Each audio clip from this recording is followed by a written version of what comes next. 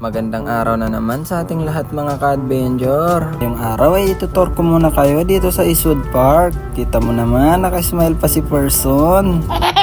Pero bago yun, pwede ko ba mahingi ang like at follow nyo lang? May monetization na kasi ako kaso di pa ako nai-invite. Kasi ang kulang sa akin, di pa ako umabot ng 500 followers. Pwede nyo ba ma-follow yung Facebook page ko para ma-monetize na ako ng Facebook? Salamat!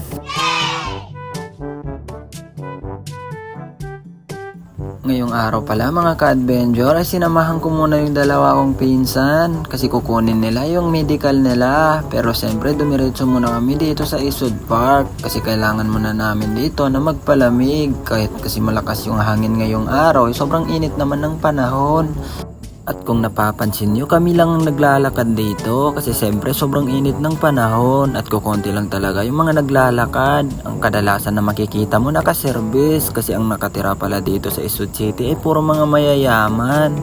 Oo, yung mga condo nila dito ay sobrang ang tataas at bawat side pala nito ay may kanya-kanyang pangalan. Ang dito pala sa tinatayuan ko ay tinatawag nila itong Legrand 2 at nasa kabila naman ay tinatawag nila yun na Legrand 3 at dito naman sa cinema banda ay pag-akyat at pagpasok mo pa lang dito ay tinatawag naman nila itong wellness. Oo, every Saturday and Sunday pala ay naglalagay sila dito ng mga bazaar. Oo, after mo dun sa wellness, pagtawid mo lang konti ay bubungad na kagad sa'yo yung tinatawag nila na City Walk 1. May dalawa kasing pangalan ang City Walk, may City Walk 1 at City Walk 2. At yung tinatawag naman na City Walk 2 ay dun yun sa kabila. At dito sa kasalukuyan natin tinatayuan ay tinatawag nila itong City Walk 1. At nandito tayo ngayon banda sa Central Plaza.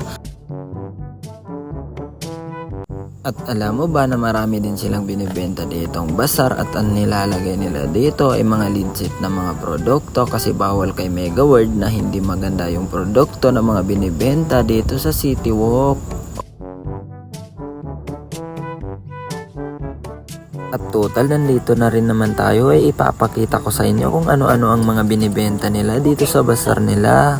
At kung mapapansin nyo, puro pang babae yung isa. At dito naman ay mga kwintas, pero legit yan na hindi talaga yan nasisira kahit sa dagat. Kumikintab pa rin yan kahit ginagamit mo yan sa dagat. At meron din sila ditong mga food pang cravings kung sakaling gusto mo namang kumain. At dito naman ay marami pa silang ino-offer dito at iikot-ikutan mo lang ay makikita mo. At syempre makakapili ka kasi puro magaganda naman yan. At di lang yan ang alas nila, ito pa. Kung mapapansin nyo, puro pangalan ng mga artista yung nakalagay dito